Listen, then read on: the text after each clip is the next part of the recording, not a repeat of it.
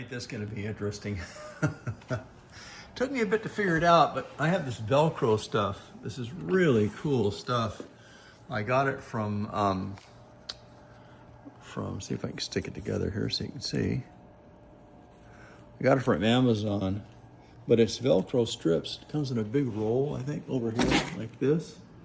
And you just pull it off. And let me tell you, this stuff is grippy. I mean, it's really cool, it works good. Anyway, I managed to put the right amount of squeeze tension through it here. Hopefully it doesn't come loose. And it creates a bow in the middle, which is what it naturally had. And it pulls the corners down. So you got a little stress pressure here, which is good. Same thing over here. Got this corner pulled down, and it's actually taut pretty good. I spent quite a bit of time trying to wrap things up. But fuck it, we'll give it a shot. I'm gonna heat this side, I'm gonna heat that side pretty good. You'll let it cool down slow and see what happens with it. That worked out great. Got both the ears bent down. When I put it back into the dash, it'll flush out because the corners will catch just a little bit, and it'll push them out just slightly.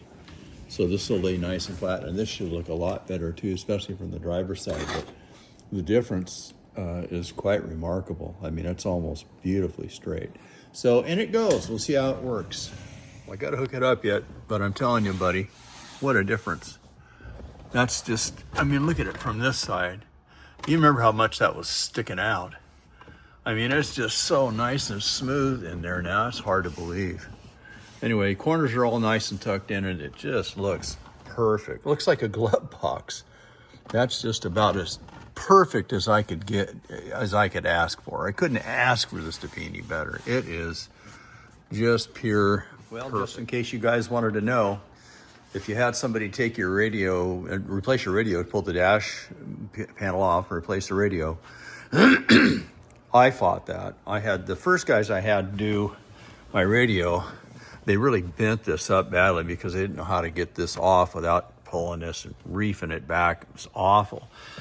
So it's always bothered me. Like for thousands of miles I've driven this thing, and it just drove me nuts.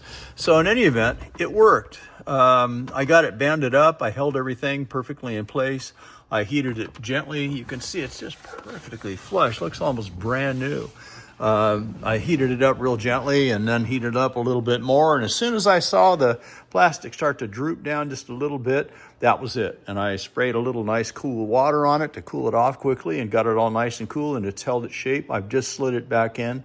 I'm done. I don't have to look at that ugly flying nun effect from having that airbag all bent up. But you can see, I mean, this is as flush as you couldn't get any closer to a factory flush finish than that looks right now. I mean, it is beautiful. So don't be afraid to try a little something, but you saw how banded up it was. That was like a jigsaw puzzle, but it's going back together. Anyway, good luck to you guys.